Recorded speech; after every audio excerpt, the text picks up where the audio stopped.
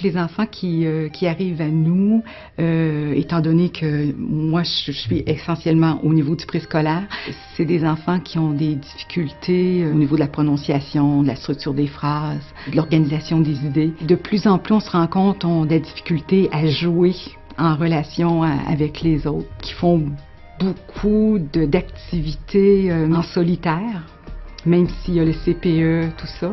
Donc, c'est beaucoup d'apprendre à jouer avec les autres tout en stimulant là, les concepts, les prérequis avant d'entrer en première année.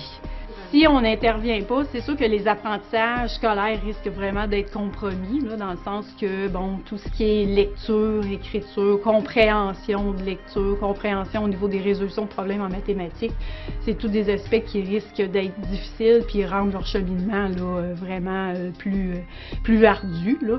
Fait que donc, en intervenant, c'est qu'ils développent des trucs, des stratégies pour faciliter les apprentissages scolaires.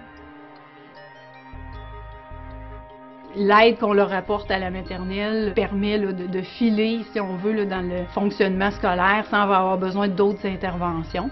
Puis pour certains autres enfants, bon, c'est plus persistant comme difficulté, sauf qu'on les habilite à développer des stratégies pour les aider au niveau de leur apprentissage en lecture et écriture. Donc tout ce qu'on fait en avant de ça va l'aider énormément.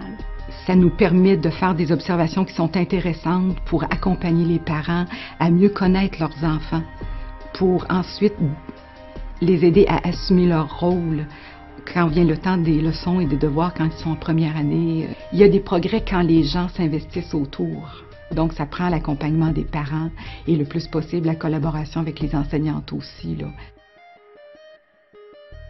Bien, ce qui me rend plus fière, c'est d'entendre parler, par exemple, quand ils sont rendus un petit peu plus vieux, bien, je n'entends parler des fois par les enseignants qui les ont et qui me disent « Ah, bien, ça paraît qu'il y a des interventions qui ont été faites en orthophonie parce que s'ils les avaient pas eues, mon Dieu, ça aurait été plus ardu. » Ah, le sourire des enfants, puis la bonne humeur, c'est de les voir grandir.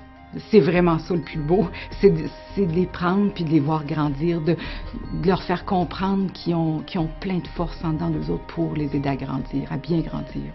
Les enfants maintenant reçoivent beaucoup de consignes et doivent écouter les consignes. Les choses se passent rapidement pour eux, donc je pense qu'en tant qu'adultes qui intervenons avec les enfants, les parents, les grands-parents, tout le monde, les intervenants scolaires, c'est de se ralentir quand on intervient auprès d'un enfant, pour s'assurer de bien répondre à ses besoins, de bien l'écouter et de s'ajuster par rapport à cet enfant-là. Parce que chaque enfant est unique, puis il n'y a pas de mode d'emploi, dans le fond, il faut s'ajuster à chacun des enfants et pour ça, il faut vraiment l'écouter.